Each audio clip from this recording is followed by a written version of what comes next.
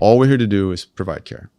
Whatever the body does and whenever the Lord calls them home, that's not up to us. You know? The man says, I was very angry, but when I sat with my anger long enough, he told me his real name was grief, right? If you did not love, you wouldn't be sad. Oh, wow. If you didn't lose something that was of great value to you, you wouldn't feel anything. It's not as much like in the movies where they say a few words and then it's the last. It's not like that at all. You're living like he's going to come back one day. He's not coming back. And I'm like, I wanted to punch him.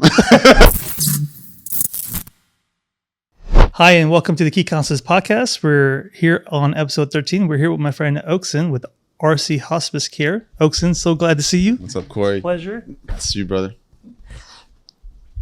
Pleasure to be here. This is like a crazy, amazing setup, man. I feel like I'm walking into like the most legit podcast platform, period. Oh, man, I appreciate it. It's a lot of R&D, but, you know, you got to start somewhere. So Totally.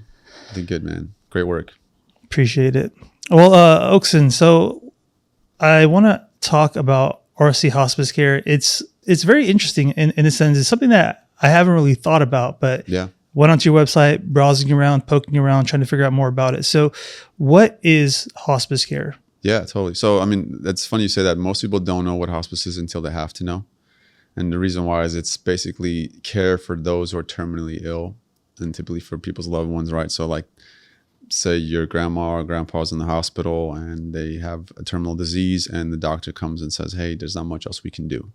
At this point, the next point of action is comfort. Right? How do we make their lives as comfortable as possible as they're transitioning to the end? And so that's where hospice comes in. Hospice's origin, its word, hospice, actually, the root is Latin and it comes from the word hospitality. And so throughout history, there's always been like this place where people would go to get refuge or rest. The sick would be taken care of, right? You think of the Red Cross, you think of those ideas. But as a formal place of like, well, this is where those who are dying get care, that happened in 1967. In London. Wow. And it started with a Catholic church that decided, how do we help those who are terminally ill, who are suffering, to make their lives as comfortable as possible? And that's what hospice comes in. So what we are is we're a team of people. We got nurses, we have home health aides, we give sponge baths, social workers who check on the status of your loved one. You know, are they in a healthy environment? Is everything okay? We have chaplain for the spiritual care. We have a medical director, doctor on staff who will review the chart, who will check on the medication your loved one's on. Is everything working well? Are they comfortable? And we go to them, so we don't house them. So wherever your loved one would be, our team would go and support them. We also provide durable medical equipment. So if it's, you know, it's a bed, it's oxygen, any special equipment your loved one might need depending on their, you know, health and their condition, their medical condition, and pharmacy. So comfort kit, medication, 24/7 care. It's all encompassing because people who are terminal, you don't get to pick when they go or how quickly the terminal illness progresses. But our team is like, I mean, we've been doing it for 10 plus years and our head nurse has been doing it for 20, you know, before us even. So an amazing staff, people who care about people, people who show up. And so that is hospice. Wow. Yeah. Wow. That's a very, what's the right word? It's a very honorable service. I guess that's probably the best way to say it. It's a very honorable service because it's the last moments of people's life. They're terminally ill and you're giving them the ease and comfort, totally, you know, as they kind of make their journey. I was also looking, you guys do palliative care and home health. And are those different from hospice care? They are, yeah. So home health is coming. That is in the process, but palliative care we've been doing for a couple of years. So palliative care, even though like palliative care is like the umbrella statement of basically like hospice would fall into it, home health would fall into it. But what it mainly focuses on is people who have a chronic illness, not a terminal one, who need symptom management. And so who would benefit from that? Say, again, you have an elder loved one who has got a heart condition, you know, they're not dying, you know, but they have a condition they have to live with. They could live with it for, you know, years, decades, right? But they have a hard time going to the doctor. They need someone to check on them more often, right? The more sick you are, the more attention you need, right? So like you and I, maybe we go to the doctor a couple times in the next, I don't know, 5-6 years, whatever, 10 years. We barely go, right? We don't go that often because we're fine. Yeah. But those who are ill, they need to be checked on more often. Why? Because their medications may not be working as well. Sometimes their condition changes. And so what palliative care is, it's not as intensive as hospice. It doesn't have so many people coming to them, but it has a nurse, has a chaplain, has a social worker. But what the nurse will do is they'll come and check vitals. They'll check on the status of the condition. They'll check on, the medication they're taking, and they'll report it back to their doctor and say, this is what we're seeing. Especially say if your grandma or grandpa or loved one is not able to go to the doctor as often as they need to. And we've had so many cases where someone's like on 3 different medications for like 3 different illnesses they have, and the medication is not working anymore. Either the dose needs to be upped, or maybe something different needs to be, taken. And they just haven't seen a doctor in a year, and they're not feeling well. When we come in, we make sure they're seeing the specialists, make sure all the medications are being updated, and then they start doing a lot better, And back to what you're saying about honor, and man, it really is the driving force of what we do. And like so much of what our director will say, my sister's our director of operations, it's about giving dignity back to people who are terminal, right? Especially in our culture, man. Like my dad would say things like, if the day comes where I can't take care of myself, I'll just ask God to take me home, because it's dignity, it's honor, it's pride, right? Like, man, I don't want someone bathing me, but when we have these amazing people who are so good at what they do and they make people so comfortable, they come, they take care of them. It's a really honorable thing to see. And man, I've gone to some people's homes when like there was a man, it was his father. He was waiting for his father to be transported home to be on hospice. And we had our whole team there. And I was filling in for one of our guys who does medicine delivery. And even though I'm like the CEO, I'm fully involved. Whatever we need to do, that's out of, wiping butts and doing that stuff, because that's just stuff that I could do. Not outside the medical stuff that the professionals have to do. I go help move beds. I'll go rearrange furniture if they have to make space for, all of our equipment. Whatever they need, man. I'm fully engaged at that aspect. And so we went there once, and I'm bringing the medicine and I'm helping them out. And I see my team there. Like I see the nurse there, the social worker, the home health aide. And just the face of the son waiting for his dad, you could tell there's so much anxiety on his face. There's so much like fear, but he's so relieved to see all these people surrounding him who are here to help support him with his dad, and you're like, this is what it's all about right here, right? Like to support. And then like some family members would say like, you took the burden of caring for my dad's medical condition off my shoulders so that I could just sit with my dad for the last few weeks, days, whatever I have with them. And that's really what it's about. Oftentimes, hospice isn't just about the patient, it's about the family too. It's about taking the burden off the family. It's about supporting the family. Because it's heavy, right? Like, we're all working people. We're all busy. How many of us can take, the next 4 or 5 months off and sit home and take care of our loved one? I wish we could do that. Unfortunately, our society doesn't give us furloughs like that, right? It doesn't give us time off to say, your loved one's dying. Go spend a couple months with them. I hope we get there one day, but it's not the case. But we do have programs like this. And hospice is fully covered by insurance. That's another beautiful aspect of it. It never comes out of the pocket of, the family, depending on the hospice. Hopefully they're contracted with all insurances like we are. But if some case you're on a special kind of insurance that we haven't heard of yet, we do it for free. Oh, wow. Yeah, we'll never charge you for the care we provide to your loved one. So another aspect of it that I love. It really, it feels like a ministry, Yeah. It really feels that way. It's one of the things I love about it. So. Yeah, it's definitely a lot of service. So I could see how that could be very like intrinsically valuable whenever you're able to provide a service to someone else. On that line of thought, your website mentions that RC Hospice, you got started in 2013 as a family-owned agency, and that it was a legacy of your father. So what inspired him to open up the organization? Yeah, we're Armenian, and obviously, Corey, we grew up knowing each other pretty well. Taking care of our elders is like a natural form of life for us, right? Like our grandparents live with us. We wait on them hand and foot when we were young. What do you need, Grandpa? Let me help you put your socks on. Let me help you, get out of the bath, whatever. Like it's just natural to us. And when my dad and my sister and my mom decided to do something like this, they saw a need for it. And I said, hey, look, people are doing this in other cities in California. They have friends who know who are doing it, but we don't really have something like that here in Sacramento. there's a big need for it. And my sister Esther, who is our COO, director of operations, she was in the medical industry for a long time, and she was like, I would love to be part of something like that. And so they started it. They really got into it. My dad passed away about 7 years ago. And when he passed away, that's when I started getting more involved because they needed more help. And my background is finance, just leadership, management, things like that. I was working for the bank. I was doing portfolio management. And I also have a background in ministry. So I was like, I love people. I love helping and serving. And so where there was an opportunity for me to go and get involved, I was like, maybe this is something that God is opening up for me. Maybe it's something for me to get into. And I did. So I got involved 7 years ago. And then about 4 years ago, I went full time. It was really hard to do because I had a career at the bank. I was there for 15 years. I was a senior relationship manager. I was doing pretty well. And then I was like, man, but I felt torn. I was like, I can't do both well. I felt like I had 2 feet and, 1 feet in each place. And I was like, it's not working very well. And so I just went all into the hospice. It's definitely tough. A lot of anxiety, a lot of transition change, stress. But yeah, it was amazing doing it. It's been very rewarding.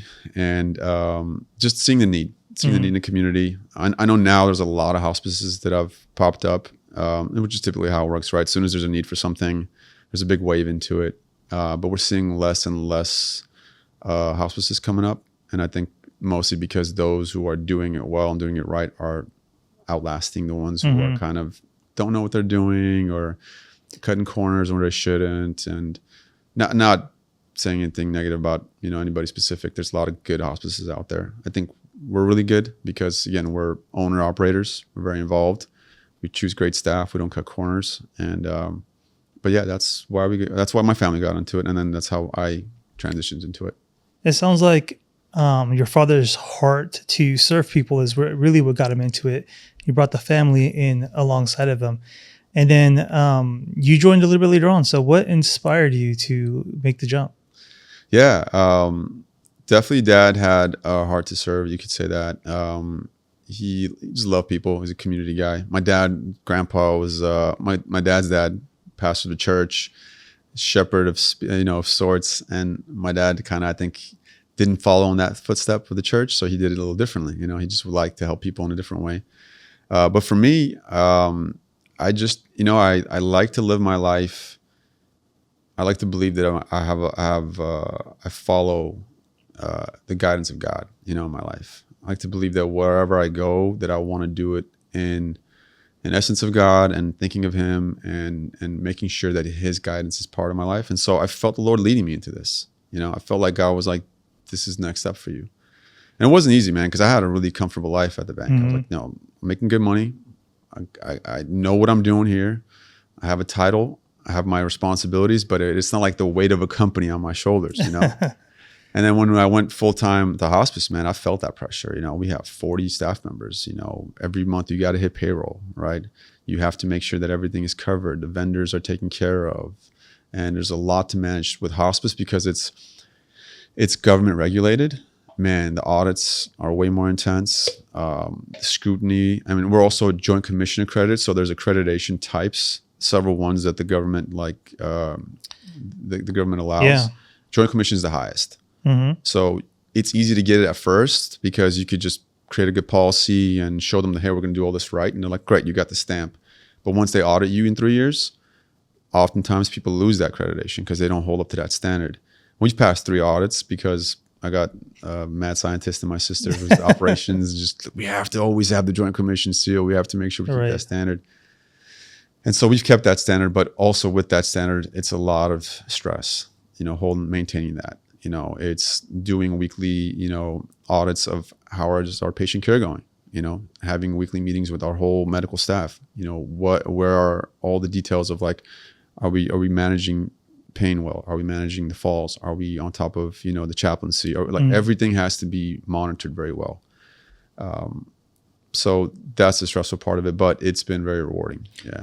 Yeah, it sounds like, they say the apple doesn't fall too far from the tree. So your father had a heart for people, and it sounds like you kind of were drawn towards that same path in whichever way it played out. And now it's through hospice care.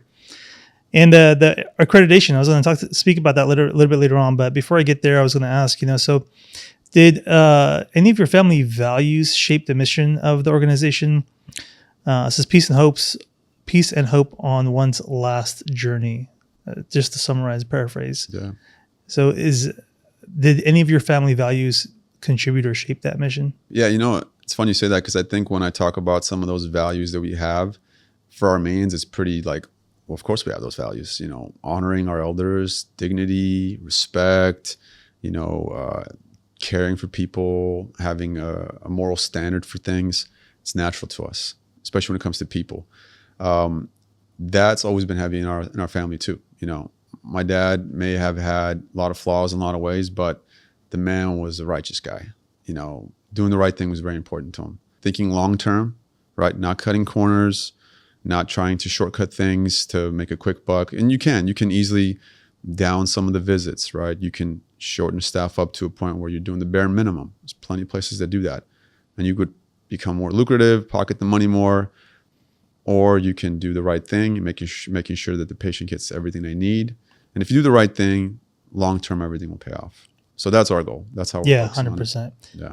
I can see how kind of that the family values have kind of contributed to the way you guys operate and the overall mission of RC Hospice Care. Originally, you were just RC Hospice, though, right? And then eventually you moved into RC Healthcare, where you added the palliative care and soon to be home health. So what's motivating the expansion into those other aspects? Yeah, that's a great question. So typically home health and palliative care, they're like brother and sisters to what hospice is. Hospice obviously is terminal, they're passing away, but home health also works with seniors typically who have had surgeries or injuries who need rehabilitation. And so oftentimes what happens is we have people who are in hospice care who need home health. We refer out to home health all the time, and home health refers out to us. And the same with palliative care. So palliative care, oftentimes people who have, illnesses that are chronic, they may not need hospice now, but they'll eventually need it. And so what that allows us to do is it allows us to stay with people, to take care of people long term, to get them familiar with us, so that when that transition happens, and it could be when we've had people on palliative care for 5-6 years, it's not like we get them on and right. It's not made for just transition, it's made for care. But we've seen that those things actually work together. They coincide really well. And so we thought, well, it would benefit our patients and it would help us to be able to provide more care. And so that was the goal behind it. So it was a natural progression into these other aspects that you guys work with a lot. So exactly, it just made sense to expand into some of these other aspects. 100%. So, let's say someone is in need of one of these services. Yeah. Can you walk me through the intake process? Like, what's that process look like when someone calls, reaches out to you for care, and totally. How do you guys get them signed up? Great question. So hospice isn't something that we would go looking for. Oftentimes hospice is referred to us. And the way it's referred to us is if a loved one has a terminal illness and they've gotten to a point where there's not much else the doctor can do, that at that point, typically the doctor or whoever's care the loved one's in would reach out to us. And so what we do is we work with doctors, right? We work with ER, nurses. We work with facilities like the boarding care facilities, the ones where like our seniors are housed at, the huge, assisted living facilities, memory care facilities. So places where seniors are living now that are like 200 beds, they're big, they're almost like luxury, escapes for them. We work with those directors and saying, we are here to support you when these people need us. And so what will happen is if someone starts declining, they end up in the hospital, they're not doing well, and the doctor or the nurse will say, this person needs hospice now. So the doctor has to deem them hospice ready, right? We can't go and find someone and say, oh, this person should be on hospice. The doctor has to say that, right? And it's a third party typically. So what will happen is if the doctor says, yeah, they need hospice, the doctor typically would recommend 3, right? So let's say, God forbid, no time soon, but say your grandma or grandpa is in the hospital and the doctor says to you, hey, Corey, we think that they would really benefit from hospice, in-home care, all that comes with it. And so what they would do is they would say, Corey, here's 3 hospices we like to work with. They might say, well, we like working with this one the most, but all 3 are good. You can decide which one. And then you would then do some research. You could look it up. You would make your decision and say, yeah, we'd like to go with this hospice. Then they would reach out to us. They would send us a referral form, and then we would do the transition of bringing them on to hospice. And with us, we're very fast. We've even done it within 2 hours, depending on how crucial and how, if they're on hospice, sometimes they only have a few days, and so at that point, we're getting the bed out there, the medicine, everything out there within hours before they even arrive at your house. But that's how hospice referrals work. It's referred by the doctor to us. Gotcha. Yeah. And the doctor sends all the paperwork, all the medication that they need, and it's just forms, documentation, whatever, and you guys get it all set up at the house and they carry on their way. Yeah, exactly. That's great. So is there any misconceptions about hospice care? It sounds like a really great service, to be honest. Great question. But what are those misconceptions? So a lot of people think that as soon as your loved one's on hospice, they have to die. Like that we're going to administer like morphine and get them really like drugged up to the point where they're going to pass. That is never the case. The medicine we give them is only when they're in real need of it, right? So we've had people on hospice who've graduated off hospice. Wow. They've been on hospice for over a year and they stopped declining. Sometimes they actually got a little better. And so the moment that happens, we remove them off hospice. We'll stay in touch. We'll check on them sometimes through palliative care, or we'll make sure they're okay. Because the last thing we want is for them to get off hospice, decline fast, and then not have our services when they pass. That would be horrible. And I mean, I've been at some people's homes where we're seeing the loved one in agony, as they're passing. And some family members will be like, don't give them morphine. Don't give them any medicine. And our nurses would say, do you not see that they're suffering? Like, do you understand? All we're trying to do is ease their suffering. And they think that once we give them morphine, they're going to go. Which we've had cases where we give people some, medicine to calm them down, their anxieties, to help them. And they stabilize for a bit, But the misconception always is that once they're on hospice, they have to die. Not the case, at all. I promise there's no benefit for us for them to get on our services and pass away as soon as possible, or to pass away at all. Like, all we're here to do is provide care. Whatever the body does and whenever the Lord calls them home, that's not up to us, And so that was a big misconception. The other one is that people think like hospice is going to cost them something. Again, it's all covered by insurance. It'll never cost you a thing. Another misconception is they think that hospice means that there's like someone at your loved one's house 8 hours a day. We can't do that, right? So that would be more in-home care. You can hire people to come, take care of your loved one, help them use the bathroom, whatever, things like that. But ours is more specialized. A nurse will visit 3 to 5 times a week. A home health aide who comes and gives sponge baths will visit 3 to 5 times a week. Social worker a couple times a week. Chaplain a couple times a week. So we're in your home a lot, but we're not there for 3 to 4 hours a day, right? So it doesn't negate the fact that you still have to make sure that they are taken care of on another level, which is why some people put their loved ones in boarding cares, right? Like homes that are converted for senior living. Yeah, those definitely are some misconceptions. I can see how people can misunderstand like what it is and what it's not. Totally. You guys have a RC Legacy program.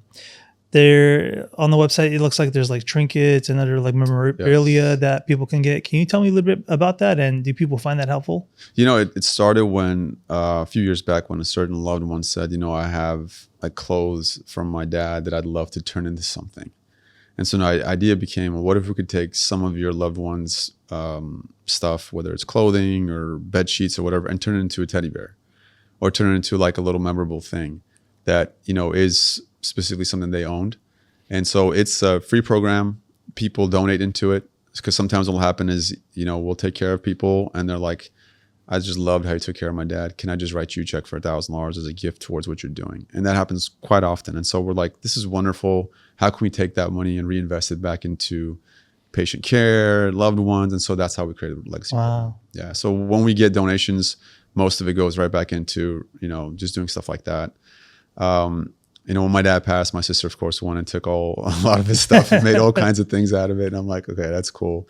And that's the aspect behind the Legacy program. We're going to eventually have a nonprofit associated with it so that we can promote it more and do more things like that. Another thing the Legacy program will do is we'll do something called Service of Remembrance. We're really heavily associated with the VA as well. One of our chaplain is a VA member, and we try to do special things for the VA, right? So if someone had served as a veteran, we'll do the flag ceremony for free. we'll do special things like that. And then the service remembrance is we'll do an annual thing where we'll take and we'll invite everyone who's ever had a loved one on our services who's passed away, and we'll do we'll send out postcards. We'll ask them, hey, can you send us pictures, anything you would like us to put on a slideshow? So it's almost like you're going to another memorial service, and it's at a big church auditorium, and every person's loved one who's part of it will have pictures up with music, and then we'll have someone do a service of remembrance, like the VA will do a little ceremony. Someone will get up and speak and share. It's a real beautiful moment to like remember, your past loved ones. A lot of sadness, a lot of crying. But yeah, that's something else we also do with the legacy program. No, that's great. It's, you miss people. So at some point in time, you have to, having those, I guess it'll make people feel like they miss them a little bit less if they can hold on to something about them, and also kind of engage them through the services, like have an event where you're in a group with similar people going through a similar thing, and then kind of celebrating, I guess, the passing of life in a way, or having that remembrance. Totally. So I want to ask about the chaplains. The chaplain service, you guys have, I'm sure everybody has a different religion, so there's various religious persuasions. But do you have any like testimonies on people getting healed or living longer after the chaplain services or turning to spirituality? Yeah, that's interesting. I don't know if we've had anything as that I could remember that specific, but the chaplain definitely is versed on all religions because they have to be, right? So we don't go and like push a certain faith on anybody. Obviously I have my faith. I believe, in Christ, and I'm a Christian, and I hope everybody becomes a Christian because that's what I believe is going to be best for everybody. But we don't push that on people, right? Because we're not allowed to. And so we do our best not to do that. Our chaplain is very versed on, what he does is what I love is oftentimes people are weary to want to talk very deep. And you'd be surprised. You think you're at the end of your life. This is not the time where you want to get really into like your conversation with the Lord, but they're scared. There's a lot of fear involved, And so what he's so good at, and this is Tom's our main guy. He's just wonderful. He's been with us 10 years. He just likes to go and sit with them, and he'll play music for them. He'll talk about things that they like to talk about. He'll joke with them. He's got a great sense of humor too. And with that, he'll find that they really love it. They love hearing about it, and then eventually they want to hear about God, or sometimes they just don't, and that's okay too. Sometimes it's the family members that want to hear about God, right? It's the family members who want to get into their spirituality.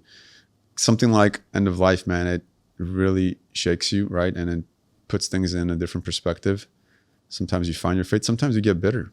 Sometimes the opposite effect happens too. You get upset with the situation. So I really feel that there's a huge spiritual element, obviously, to what we do. And I always encourage our chaplain, like, as many visits as they need, as much time as they need, take your time with them. Like, to me, I think that's one of the most important aspects of what we do, right? Like, you're at the end of life, make your peace with God, with people. This is it.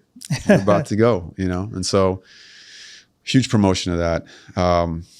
Big believer in that aspect of what we do. Yeah, it's like you guys not only focus on the body, but you guys also focus on the mind. So it's healing both aspects of it, which is great. That's phenomenal. In that same vein of supporting loved ones, like, can you tell me about that 13 months of grievance support that you guys offer? Yeah. What is that about? So it's a follow-up that our social workers will do. We'll have grief counseling, grief networking. So we would invite them to our office, or we go to where they are. We do group grief counseling too, because grief is, I think it's one of the heaviest emotional states that we go through, that we don't give enough, I think, respect to how powerful it is to us, right? Like, there's this old quote where the man says, I was very angry, but when I sat with my anger long enough, he told me his real name was grief, right? And then the reason why is a lot of our emotions are out of whack, right? Like, we don't know, like, I don't know how many emotions we should be able to tap into, but the easy ones are anger, because anger makes us feel strong, right? Or numbing out, it's an easy one, right? Just want to shut off. But unfortunately, grief doesn't go away unless you feel it, right? And if you're not going to allow yourself to sit with it, to allow yourself to be in it, to feel the feeling of grief, because what is really grief at the end of it? It's an expression of your love, right? If you did not love, you wouldn't be sad. Oh, wow. If you didn't lose something that was of great value to you, you wouldn't feel anything. And so the greater the grief is, the greater your loss, you know. But I also believe in the spiritual aspect of it is, if we allow ourselves to feel these things in a healthy aspect, we will also be met with comfort, right? Like the Lord knows how to comfort us. Our friends know how to comfort us. We will be met with comfort, you know, if we allow ourselves to go through that process of grief. It's a really special subject for me. I've been grieving for 7 years, you know, of my dad's loss, and I've gone up and down with all of it. C.S. Lewis said, he has a great book called Grief Observed, but he said grief is like a windy road. You never know what the turn will bring.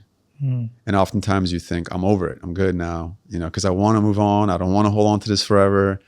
And then it comes back in a different way, and you're just like, oh, what is this? Man? Why? You know, and that's the sad part, right? Like, you think you can control it. You can't control it.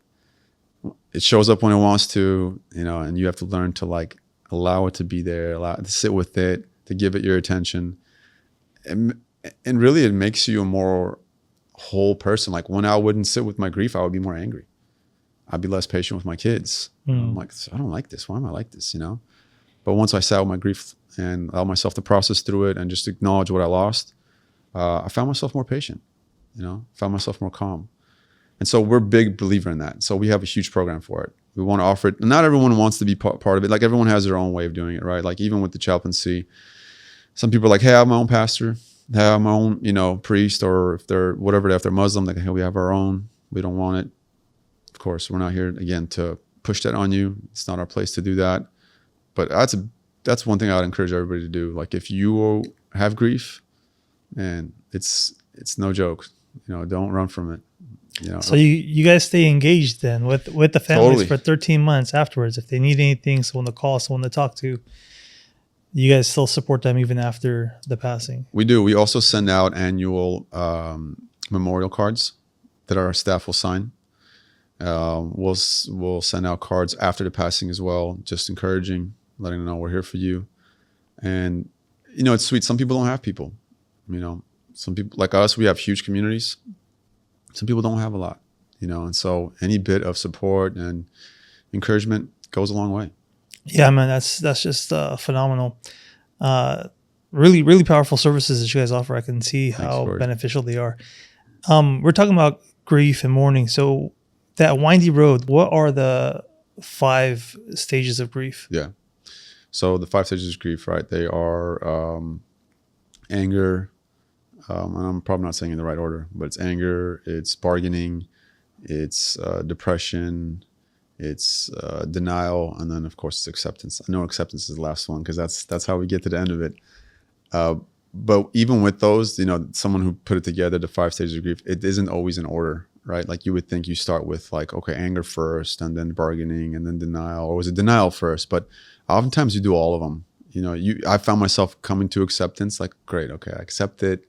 My dad's gone. You know, he's not going to be here anymore. I have to accept the fact that he won't be at my kids' parties. I won't get to go fishing with them anymore. I won't get to call him every time I'm going through something. I need to talk to him. I have to accept these realities of like, I'm going to walk into my parents' home and he's not there anymore. You know, and it's like, man, that was heavy. It's okay. I accept it. And then I'm back to anger again. You know, I'm back to like, denial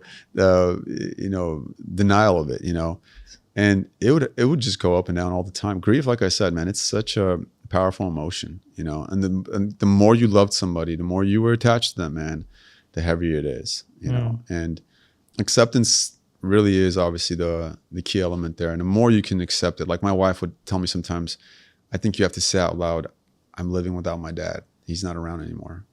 And just hearing her say that the first time years ago was just made me emotional. I was like, oh, dude, you're making it real. I don't want it to be real, right? But it was just stages, man. You go through it. I remember my pastor once said too, he's like, this is again, years back. He was like, you're living like he's going to come back one day. He's not coming back. And I'm like, I wanted to punch him. You know, I was like, dude, stop playing with me, man. You know, but like I said, grief it's a beautiful emotion though, when you can really see it for what it is, you know? And if you believe like I do, that one day I'll see him again. Yeah. You know, that's part of acceptance, right? Like, I'll see him again. I have my life to live. If he were here, what he would say? He'd say, keep going, son. Keep living. Don't think about me too much. Don't worry about me. Keep going, you know?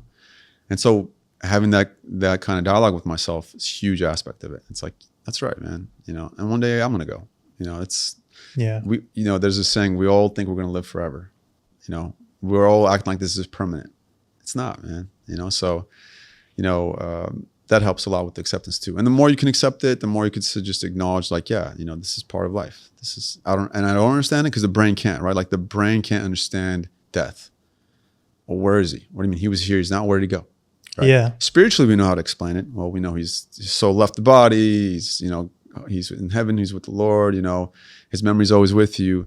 Cool. But I want to go talk to him right now. Where's that at? You know, and you can't. You know, so that's another part of it that's heavy. You know. Yeah, that is heavy, and I can see people that go through it bouncing around, thinking they are. And part of that denial is there, right? Like I accepted it, but at the same time I'm in denial, so I don't really accept it. So you're kind of yo-yoing all over the place. Like, man, that's crazy. It really is, man. Especially in the beginning, like your brain is so powerful to like I would forget that he died. Like I would forget that I've lost this person. And then I'd remember and it would like hit me like a ton of bricks. Like, that's right, man. My dad died. Oh my God. I can't believe that happened to me. But I would forget it all the time. And the brain knows why, because it's such a heavy thing. What is it doing? It's like, okay, this is too heavy for us to handle. We're going to pretend like it's not real.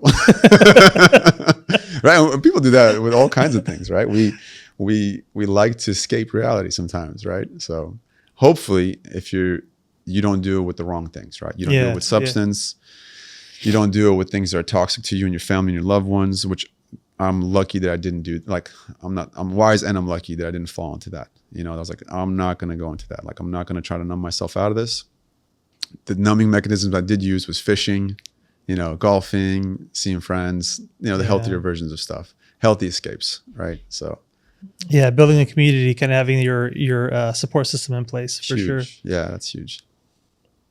So you mentioned the Joint Commission accreditation a little bit back. So I want to circle back to that because it kind of follows the same path of care and everything.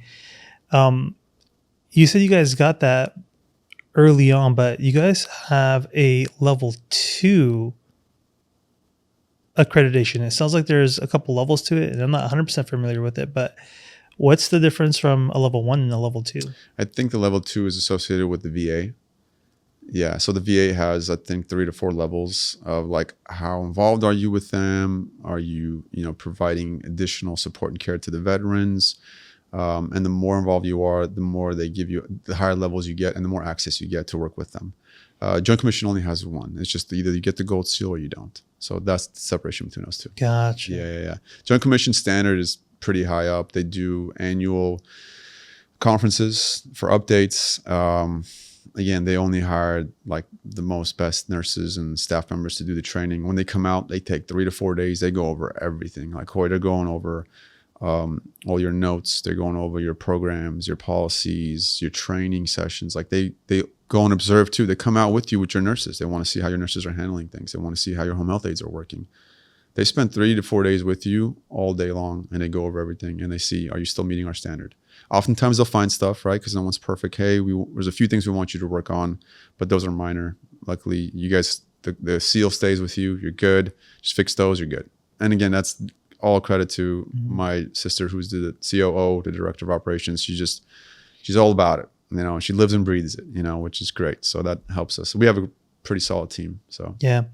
And you guys serve a wide region too. I mean, you got Sacramento, El Dorado, Placer, Yolo. So with that broad reach, do you guys ever run into challenges of being spread thin? No. So we try to do it within an hour of our hub. So we're based in Rancho. So we have a decent sized office with supplies, training, everything that they need. So our nurses will always start there. They'll get their supplies. I mean, there's so much that goes into it. Like our home health aides will take cleaning supplies. I mean, diapers if they need it, whatever, right? Like you name it. It's like we have a whole big old space of just supplies, but we don't try to go past an hour just in case, you know, one, convenience of us getting to them on time. And we try to position it where, say, if we have patients in Elk Grove, then the nurse we have who lives in Elk Grove will visit those patients. Same with Rockland, same with Placerville. So, and we've had people calling sometimes that are pretty far out, like, could you take care of us? Like, look, Could we do it? Yes. Will we provide the best care? No. So it's not in our policy to do that. You want someone who's closer to you, you know? Yeah, Yeah. 100%. That makes sense. And the other aspect of it is, like, I know some people might think, well, hour is still pretty long, but our nurses are such good experts that they could tell, say, if like a patient is getting close to the end, where we plan that accordingly. We get the family prepped, people are close by. So there's a whole mechanism to making sure that everyone gets what they need. And our nurses will show up in the middle of the night. We have always on-call 24/7 care. So it sounds like everything is, very comprehensively handled, from accreditation to the nurses to the chaplains to everything. But what about education? How does that play into the whole factor of hospice care? Yeah, no, that's a great question, because often, depending on the type of person, when I'm doing anything, I want to know about it. I want to know how it works, right? I want to learn as much as I can to be both versed on it and understand it. Obviously, I don't want to know as much as, say, a hospice nurse knows, but we've come to find that people are interested in, like, well, what is hospice exactly? What really goes into it? And probably similar to you, unless you've had a loved one on hospice, you're not really going to know, what it is and what it entails. So what we've done is we've created a few platforms of just educating the community. One is a YouTube channel. So we'll have like hospice talks. What is hospice? What is the daily, routine of a hospice nurse? We created a little booklet as well that's like interactive between, like, it's almost like an animated version of a story. So it's like animals talking, and it's breaking it down really simple.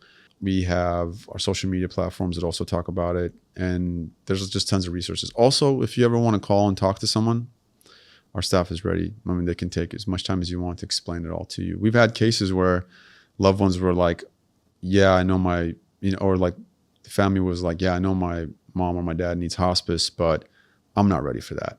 And so then our director, Esther, will talk to them, or one of our nurses, like, would you like to come in and spend some time with us and talk to us? Can we meet you at a coffee shop and talk to you? Did you have a time for a phone call? And sometimes they'll spend a couple hours just talking, explaining what hospice is, giving them comfort. Sometimes it's not always about hospice. It's just about people want to know who they're working with, right? And if they like you, they want to work with you. So oftentimes when they're talking, they're just talking about family and life and all these things. And they're realizing, oh, these are pretty down-to-earth, normal people who have a job to do to take care of my mom or my dad. Now I know them. I have their phone number. I know the owner. I feel more comfortable putting my mom or dad on hospice. It's pretty cool to do that. And so that's always available too. You'll always have direct access to the owners. Sometimes some friends I have, they're like, yeah, my loved one needs them. I'm like, just know, like, we're going to take care of them. Like, that's my own family, so whatever you need. So that's the part of the education we do. Yeah. I could see educating. I mean, even just me diving into this topic was very educational, and I can see if it was a last minute thing and it's the last thing I want to know about, it's going to be a little bit more, I'll probably be a little bit more fearful and hesitant and skeptical, because 100%. it's like, is this a scam? What is this? What am I getting myself into? I want to do the best, because everybody wants to provide the good care for their family members. They just don't know how to go about it. Yes. And sometimes when something is offered to them at the very last moment, I know myself, I would question everything. Like, I only have a little bit of time with my mom or my dad. I want to make sure I'm doing everything right. So I think just myself getting educated would be a huge hurdle to overcome. So I can see other family members kind of go through the same thing. Yeah, and like you said, when you're in if you're in a hospital and someone's like, your family needs hospice, and you're not too sure what it is, one, you're not going to be thinking as clearly because you're very stressed. Your loved one's terminal, right? That's a stressful state to be in. It's not easy to like, okay, I'm going to go and take a couple hours and research and think. You're probably thinking, oh, well, let's hurry up and do this. I don't know who to pick, but maybe we should pick someone fast. Or actually, you know what? No, I don't want to do this right now. I need time to think, But oftentimes when you're stressed, it's hard to think as clearly as you want to. Do you have one or two testimonies on how your hospice care impacted a family and what it meant for them? One of the interesting ones is we had one of the assistant coaches of a national football team, I think it was the Seahawks, who had their parent living here. And he did some research, Google reviews, which, by the way, check us out on Google, right? You'll see all the reviews from people who love working with us. And he did a research and said, yeah, you guys seem like the best one in the area for my mom. Can you take care of my mom? And we took care of his mom. He was so grateful. He got us an NFL ball signed by the whole team. Wow. And sent it to us. And it's in our office. And things like that we just love, because it's like, oftentimes our nurses are tired, and it's difficult. Some patients are difficult to deal with, right? People who are getting older and getting sick, they're cranky. Not every old person is sweet to be around, you know? But we encourage them with like, hey, look, you know that the time is limited. Do the best you can. You know, be patient with them. Be kind to the unkind. Be kind when they're not going through it good. And so when they see stuff like that, when family members show appreciation, it inspires them, right? Oftentimes, most of what I do, most of what our leaders do is encourage our staff, right? I'm like, hey, you're in the front line. Everything you do matters. The family members, everyone trust me. Like, they might not be reiterating to you very often, but it's so important what you do, right? So I just want to encourage you, do it with care, do it with love, do it with compassion. Don't stop being, kind. And so things like that, when families come back and say stuff, it's huge. And we have quite a few. Like, we have testimonies, we have cards we get checks from people all the time. People want to come in and thank us. They want to give us things. Sometimes we're like, we don't have room for this stuff. Like, thank you, it's okay. We don't want to take some of it, But tons of that. It's just so many. And we have actually we have like half of our wall is all cards just written back to us from family members who were just so appreciative. And every time we get a card, we put it up on the wall. Yep. Yeah, that's amazing. And funny you mentioned your social media handles. So where can people find your YouTube channel, your Facebook, your Instagram? Yeah. So check out some more of those testimonials and background around. Yeah. If you look up RC Hospice Care on YouTube, you'll find it. Our website is www.rchc.org. If you just go to Google and type in RC Hospice, everything will come up. You'll be able to check our reviews. Our website's on there. We have an Instagram. I'll make sure I drop all the links in the description below. Thanks, Corey. We'll get your social media handles, a YouTube channel, especially for people that want to check out more about those testimonies. So yeah, thank you for that. Thanks, Corey. So you kind of alluded to this a little bit earlier with the nurses. They're on the front line, and it can be emotionally draining. So do you do anything to deal with stress or burnout or even secondhand trauma? I mean, these people are on their last few moments. So how do you deal with that when that kind of creeps into this line of work? No, that's great. So we have some protocols in place with our head nurses and our directors to pay attention to any of our staff members that are showing signs of burnout, because it's very real, right? Like, man, I don't even know how they do some of what they do. They take care of a patient and the patient dies. Then they take care of another patient and the patient dies. So it's a lot of loss for them too. They have to balance, right, between not getting too emotionally involved while also still caring for these people at an emotional level.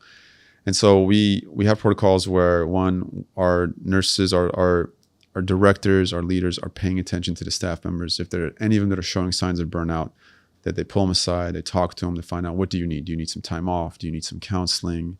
Do you need anything from us? How can we support you? Because we've had cases like that where we had a home health aide who was not doing well, and all of a sudden her care started not being as well. We've had some complaints, and we're like, well, we know she's great. People love her. What's been happening? And so pull her aside. Hey, is everything okay? We find out she is diagnosed with some illness that it's been really heavy for her. We're like, wow, how can we support you? Do you need some time off? How can we take care of you? And then another thing we do is company-wide is we give free reign for all of our staff to go sit with our chaplain, to go sit with our social workers. Do you need to go sit with, one of our staff members who's versed in counseling, to just talk on the clock anytime you want? Go and do that. We're huge on that. So like, if you need something, please, we want to be able to take care of you. Let us know. And it's been really efficient, like seeing that people know that if they need help and support, they got it, and again, our directors do a great job paying attention to that. Yeah, that's great. If you take care of your workers, by extension, you're taking care of your patients. Exactly. Right? 100%. So that's the best thing you can do. That's right. If someone wanted to get into this field, what foundational advice would you give them before they got started? Yeah. So if someone wants to start a hospice or work at one or create one, working at one is probably the best way to start, right? Learning the ins and outs of it. I mean, one, for us, we would never be able to do something like this if we didn't partner with a nurse and a medical director. So that's huge, right? Like having some background in the medical industry, partnering with a nurse. If you're a nurse yourself, that'll probably be an easier way to do it. But right now, California's put a hold on giving out hospice licenses. So right now, the answer is you can't, unfortunately. But if you want to be part of one, of course, I think it's such a great industry to be in, right? To work with these companies. And, there isn't a big ceiling either, right? You can work your way up to director. You can work your way up to being COO. You don't have to you don't need some special, the degrees help, but most of it is experience, having the right personality type for it, right? Having the right skill set for it, the right enthusiasm. I think those are the most important factors. Nice. So if you have that, if someone is more service orientated, then they should definitely look into it a little bit more. Completely. Whether working for one, and eventually maybe they'll lift the restriction, and you gotta love working with seniors. You have to love working with seniors, because that's mostly who you work with. We do have young people in hospice, which is super sad, but majority are elders. So yeah. So on that note, if someone passes away, what do people miss the most about them? I've heard people miss their smell. That's a big one. People miss their jokes if they're humorous. It's the uniquenesses of them, It isn't typically the generalized stuff. It's the unique stuff. It's like, oh, grandpa would always say this, or, grandma's perfume, I miss the smell. Or like for me, like my grandma who passed away a year and a half ago, every time she saw me, she had a saying, she would say certain things, or she would pat me on the back. She'd be very humorous. I think it's those consistent things we would see when we would see them that we miss the most. The little things. Yep. Have you ever been with someone where they're terminally ill and they have their final words that has stuck with you? No, I wouldn't say off the top of my head. Because most people who are passing, it's not as much like in the movies where they say a few words and then it's not like that at all. It's actually a lot more, it's not fun to watch. It really isn't. Oftentimes when they're passing, they're not talking anymore. They're mostly not, they're consciously not there. They're breathing heavy, they're groaning, they're moaning. It's not a pretty sight. And you could tell they're in some pain. Mm-hmm. Sometimes it feels like there's a spiritual battle happening too. You could tell there's an uneasiness in the room, which is why anything you have to say your loved one, say before it's the last day. Oftentimes you don't get a chance to talk to them on their last day. Seeing my grandpa, both my grandmas, my dad, I've had 4 deaths that I've witnessed in the last 7 years. And I've been in the room with them passing. They're not speaking, There's deep breathing. You could see the pain in their body. This is why medicine is so important for people. Like this one nurse said, like, it's the last thing we can do to help them with the pain they're in, right? Like it's not even that great, but it's something. Because when they pass, it's a pretty heavy process on their body. Their body's fighting to stay alive, but it's shutting down. It's heavy. That's crazy. I know. Oakson, is there anything about RC Hospice Care that we didn't cover that you wanted to cover? Or did we cover everything that you wanted to cover? Corey, you are excellent at asking questions. I'm sitting here thinking, man, this man is good. Wonderful. No, more than I could have imagined. You did great, man. All right. Well, yeah. I'm starting a new segment where my last guest leaves a question for my next guest. Oh, okay. So what question would that be? And we're going to cut this and we're going to compile it over time. I got you. So the next guest will know until they're on okay. set. Great question. Yep. Great question. All right, Oakson, thank you so much, man, for being here. Thank you guys for tuning in on this episode of Key Concepts Podcast. We'll catch you on the next one. Bye-bye.